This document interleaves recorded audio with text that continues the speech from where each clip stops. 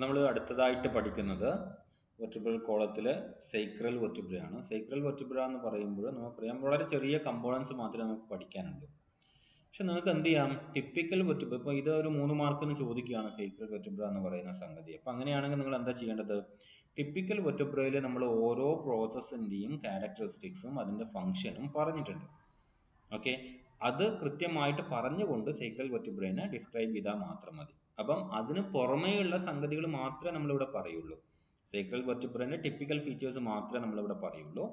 അതിൻ്റെ ഫീച്ചേഴ്സിൻ്റെ പാർട്ടായിട്ടുള്ള ഓരോന്നിൻ്റെയും ഡെഫിനിഷനും കാര്യങ്ങളൊക്കെ നമ്മളിവിടെ പറഞ്ഞിട്ടുണ്ട്, ടിപ്പിക്കൽ വെർട്ടിബ്രയിൽ പറഞ്ഞിട്ടുണ്ട്. അപ്പം അതുകൊണ്ട് വലിയ മാർക്കിന് ഈ ചോദ്യം വന്നു കഴിഞ്ഞാൽ you have to take the content from the typical vertebra. അപ്പോൾ അതിൻ്റെ എല്ലാ പ്രോസസ്സിനെയും എക്സ്പ്ലെയിൻ ചെയ്യുക. ന്യൂറൽ സ്പൈൻ എന്താണ്, ന്യൂറൽ പ്രോസസ്സ് എന്താണ്, ന്യൂറൽ കനാൽ എന്താണെന്നൊക്കെ എക്സ്പ്ലെയിൻ ചെയ്ത് പോയാൽ മാത്രം മതി. സോ അതിന് പുറമേയുള്ള സംഗതി മാത്രമാണ് നമ്മളിവിടെ ഡിസ്കസ് ചെയ്യുന്നത്, വളരെ കുറച്ച് മാത്രമേ ഉള്ളൂ. സോ സൈക്രൽ വെർട്ടിബ്ര എന്ന് പറയുന്നത് ടെയിൽ റീജിയൻ ഒറിജിനേറ്റ് ചെയ്യുന്നതിന് തൊട്ട് മുമ്പുള്ള വെർട്ടിബ്ര എന്ന് വെച്ച് കഴിഞ്ഞാൽ നമ്മളെ പെൽവിക് കേർഡിലുമായിട്ട് അവസാനിക്കുന്ന, കണക്ട് ചെയ്ത് നിർത്തുന്ന വെർട്ടിബ്രേനെയാണ് നമ്മൾ സൈക്രൽ വെർട്ടിബ്ര എന്ന് പറയാം. പെൽവിക് കേർഡിലുമായിട്ട് കണക്ട് ചെയ്യുന്നത് കൊണ്ട് തന്നെ ഇതിൻ്റെ കൃത്യമായിട്ട് നോക്കുകയാണെങ്കിൽ you can see A transverse process that is long, prolonged ആയിട്ടുള്ള ഒരു ട്രാൻസ്വേഴ്സ് പ്രോസസ്സ് നമുക്ക് ഇവിടെ കാണാൻ വേണ്ടിയിട്ട് പറ്റും. അപ്പോൾ അതുകൊണ്ട് തന്നെ it will be acting as a ribs which is connecting to the ilium of the pelvic girdle. അപ്പോൾ അതുകൊണ്ട് തന്നെ ഇതിനെ നമ്മൾ എന്ത് വിളിക്കാറുണ്ട്, സൈക്രൽ റിബ് എന്ന് വിളിക്കാറുണ്ട്. എന്താണ് സൈക്രൽ റിബ് എന്ന് പറയുന്നത്?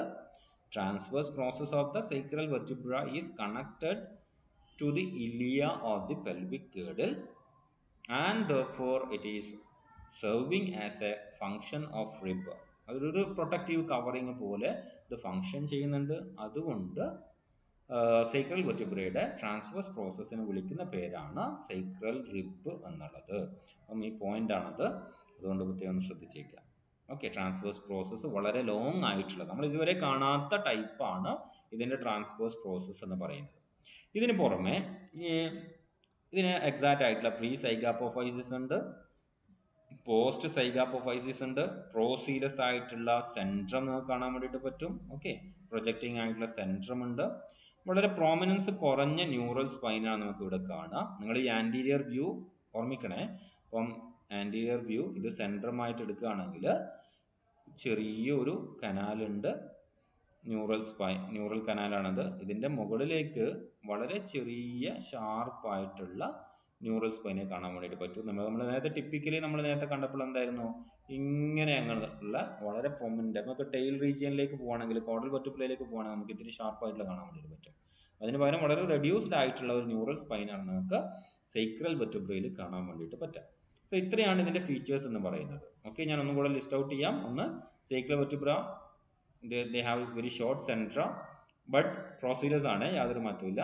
ആൻഡ് എക്സ്പാൻഡഡ് ട്രാൻസ്വേഴ്സ് പ്രോസസ്, വളരെ പ്രൊലോങ്ഡ് ആയിട്ടുള്ള ട്രാൻസ്വേഴ്സ് പ്രോസസ് ആണ്. And they are meeting the ilia of the pelvic girdle and that will be serving as the sacral rib. So transverse process is serving as sacral rib to support the pelvic girdle and that region.